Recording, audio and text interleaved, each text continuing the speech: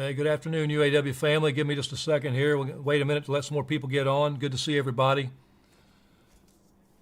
See Lake Orion, Sterling Axle, Detroit Assembly Mac, IPS. We want our fair share. I agree 100%.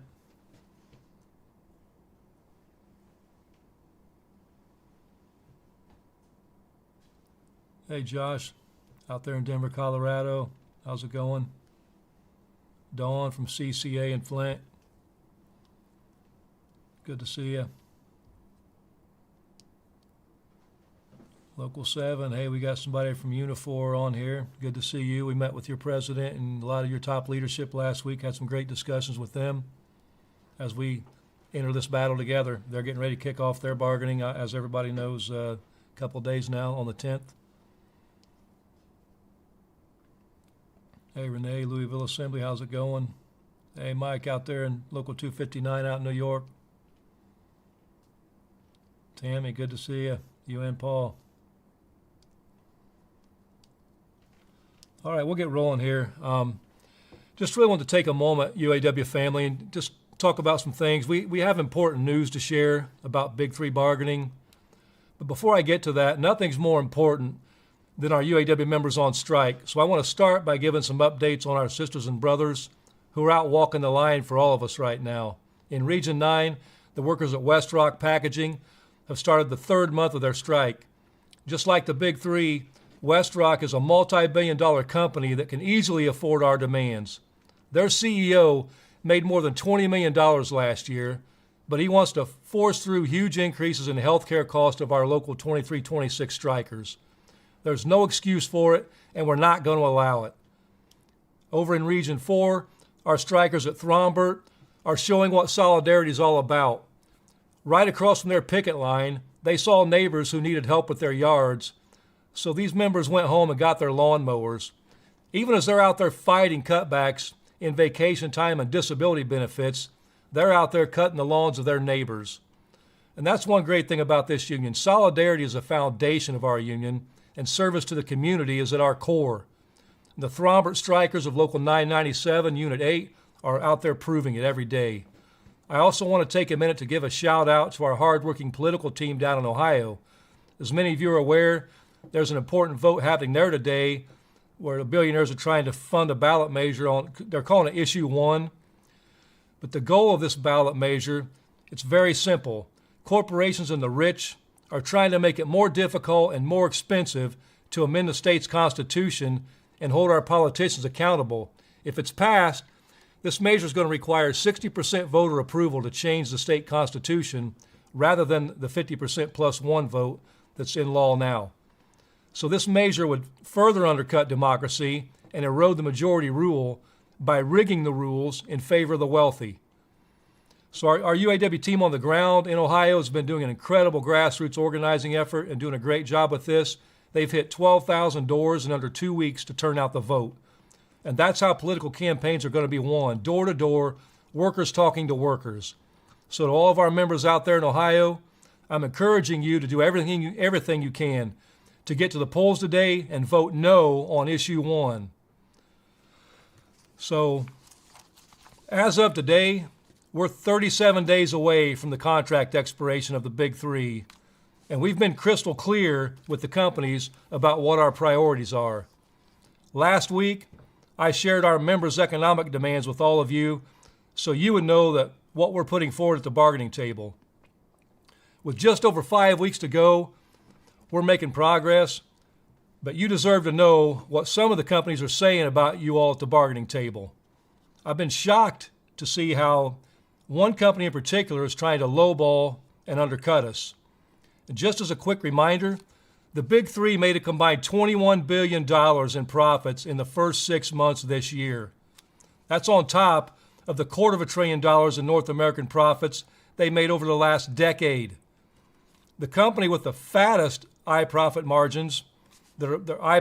profit margins and profit earnings, it's been Stellantis. Stellantis made a staggering $12.1 billion in net profits in the first half of 2023.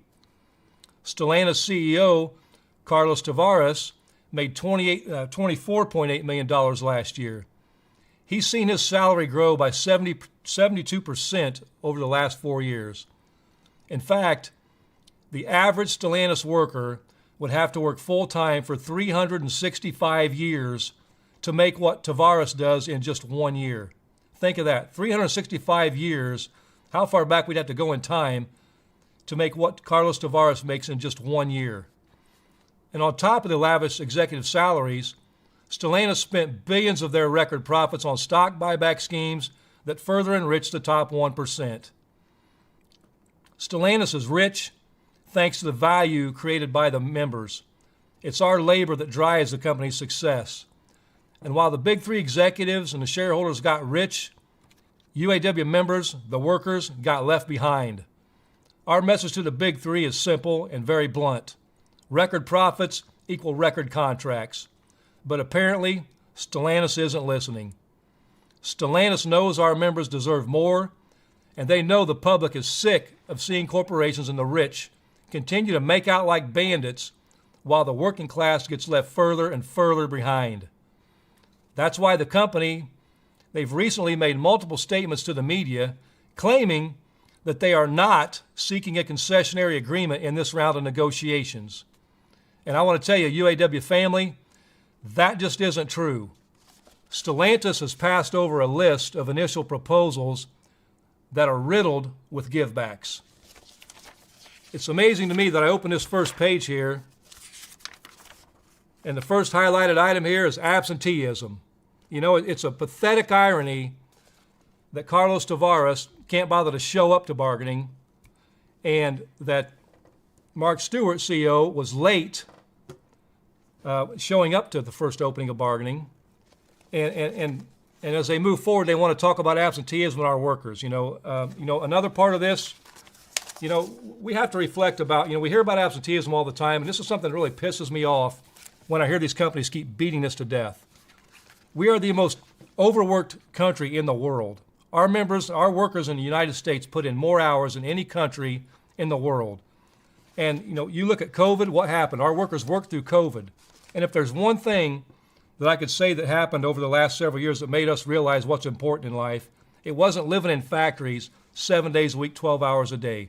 If COVID did anything, it made people reflect on what's important in life. And it sure as hell isn't living in a factory. So, you take that, and then you take the other issue of mental health issues that have really taken off in recent years. We've seen a huge increase, in suicides, in fights in the plants, things like that, anywhere in society. And I think all of that can be attributed going back to taking a look at what's going on in society. Wages have been suppressed. Wages have regressed even in the big three. They've been suppressed everywhere else. In the greatest economic expansion in the history of this country. So workers are working longer hours. They're working harder than they ever have for less money. Something's got to give here. And workers don't have time to do the things that make them whole, to pursue hobbies or take care of family issues because their life evolves around work. And so we see a huge increase, in fights, in people being on edge all the time because they can't provide for their families, they can't provide for themselves, and that's got to change. And a sad reality of this and what they proposed, rather than taking seriously our demand to eliminate tiers, Stellantis proposed the creation of new ones. When I flow through here, instead of getting to work on negotiating the significant wage gains of our members that they've earned and deserve, Stellantis is threatening our profit-sharing formula. We propose the reestablishment of retiree medical benefits for all workers. Stellantis has proposed cuts to our existing medical coverage. We propose more paid time off for workers to spend with their family and friends. Stellantis has proposed the elimination of the holiday conversion option, fewer vacation days for new hires, and less choice of when we can take vacation. They've also proposed to expand their right to force members to work overtime. Stellantis has proposed cuts to their 401k contribution, gutting the transfer rights based on seniority. They've also proposed eliminating the moratorium on outsourcing. They've also proposed to eliminate the cap on the use of temporary employees. and have disrespected our trades with proposals that would make it easier to outsource more of our work. Stellantis even had the nerve to demand a unilateral right to demand further concessions during the life of the contract and for the union to allow the company to make those changes without a vote of our membership. The contract currently being proposed by Stellantis would deepen the divisions in our workplace, not eliminate them. These proposals would make life harder and a lot more stressful. So UAW family, I'm going to be blunt. Stellantis' proposals are a slap in the face. They're an insult to our members' hard work over the last 4 years. As I said earlier, our members have worked their asses off in the best of times and the worst of times to produce incredible value for this company.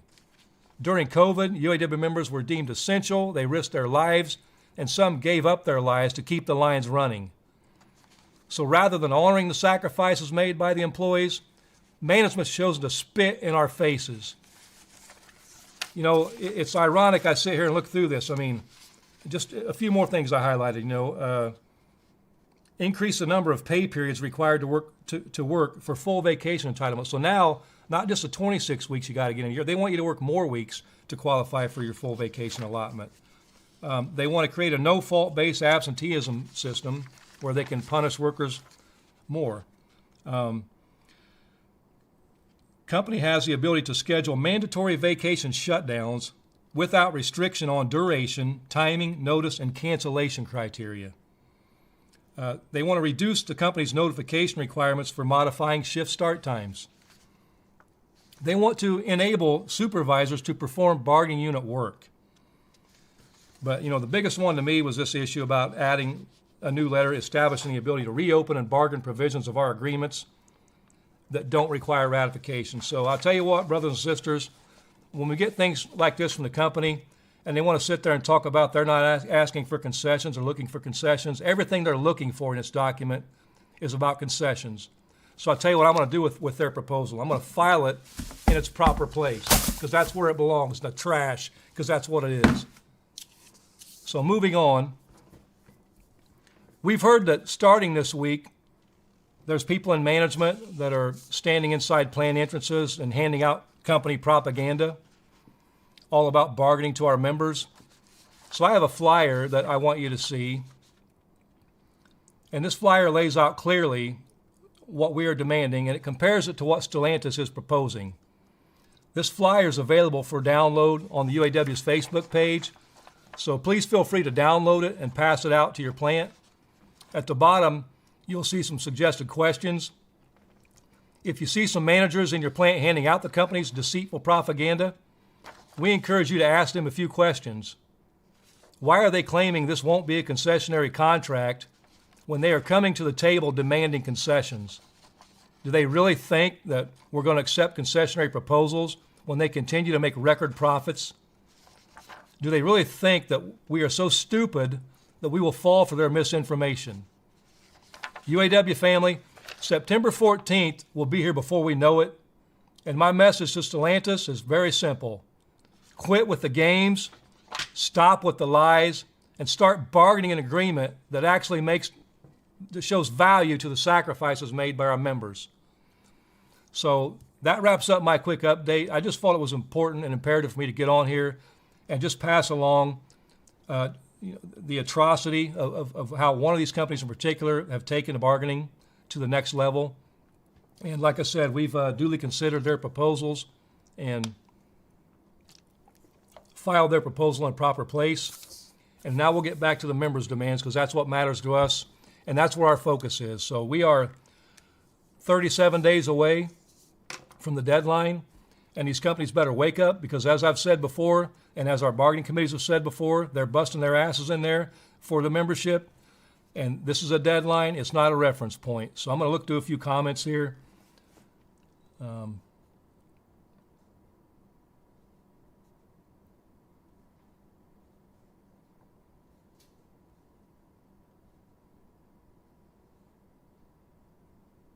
What about the retirees who paved the way? We need cost of living, our checks. I feel you, brother, and I understand, or sister, and I understand that 100%, and trust me, retirees are front and center this round of bargaining. They have to be.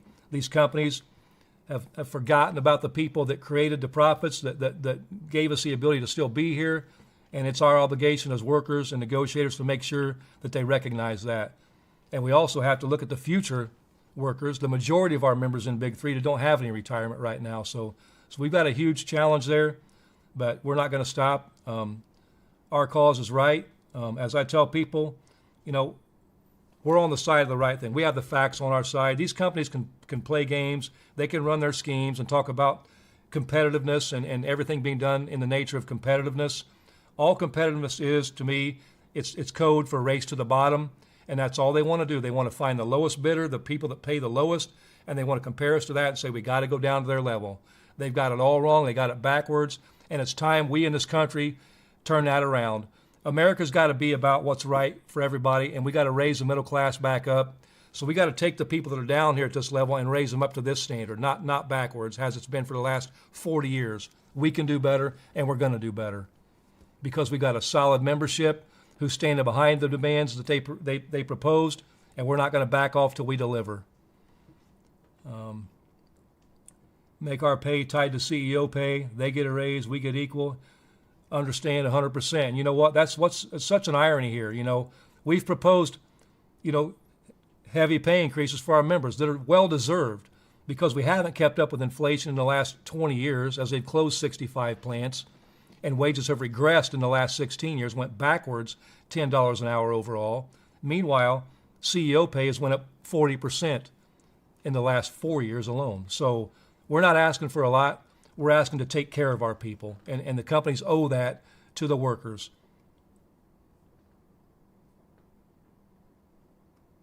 All while making record profits. Time to fight back. I agree 100%, Tim, and you know what? That's what this is all about. It's two words that define everything that's going on in this country and has been going on for the last decade. Corporate greed, and it's got to stop.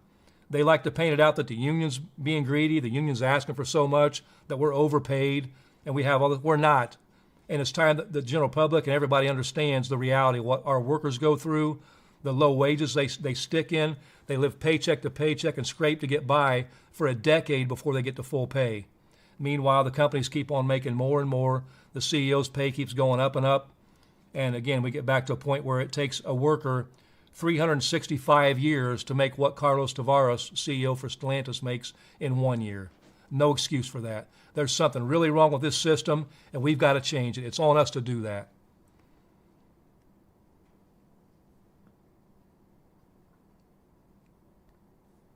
Just glancing through here. I agree 100%, Tim Hewitt. They can shove that where the sun doesn't shine. Amen, brother. I see Henry here. Good comment. Workers in Mopar and Assembly are just as equal and need to understand all are equal and 100%. And that's why we're set out to eliminate all these tiers of workers and all these different pay scales. All these workers have a piece in delivering these record profits for these companies and delivering quality products for these companies, and we deserve our equal share, and that's all we're fighting for, and that's all we're asking for.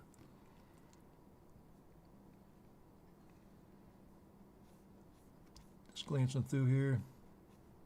A lot of comments coming in, so I'm just trying to keep up here.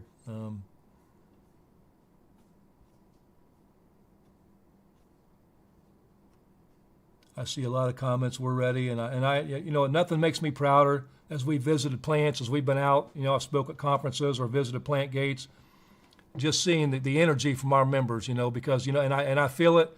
The whole bargaining committee feels it. Everybody feels it up here at the national level, and we're energized. We're feeding off the energy from our members, and that's why Stellantis is out there right now playing games at the plant gates, trying to act like they give a damn about you, when it's pretty obvious by how they've treated our workers in the last several years, they don't. And no different for the other two. And that's got to change.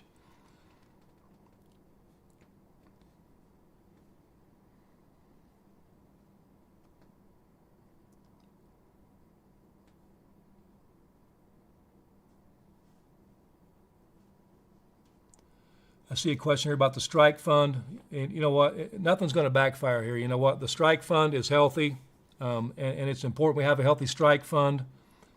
And, we have to be able to sustain a good strike. And let me assure you, the vice presidents, myself, all the leadership at this level, the bargaining committees. We understand how to manage this. We have a plan, and come September 14th, if these companies don't deliver, they're going to see that plan unfold. So I don't worry at all about that. We can't live in fear, and we can't. Again, it goes back to that can't mentality we got to get rid of in UAW that's been here for years. We've been told 100 times why we can't do this, we can't do that. We can do anything, we can accomplish anything. This membership, that's our power. We have all the power, and we just have to remember our roots. The founders of this union, they didn't have a strike fund when they started. You know what? They didn't care, because they had a mission and they had an agenda, and they were not going to settle for less than they deserved. And we have to have that same mentality.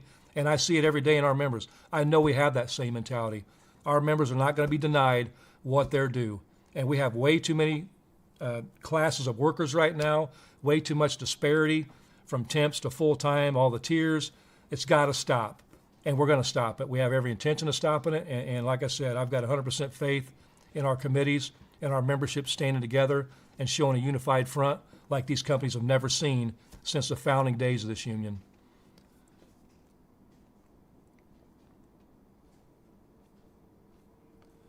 So I'm just glancing through, and I appreciate the comments and everything. And like I said, I just wanted to do a quick update. I know I just did one last week, but seeing this trash coming from Stellantis' leadership, felt it was imperative to share that with you, just to make you understand, where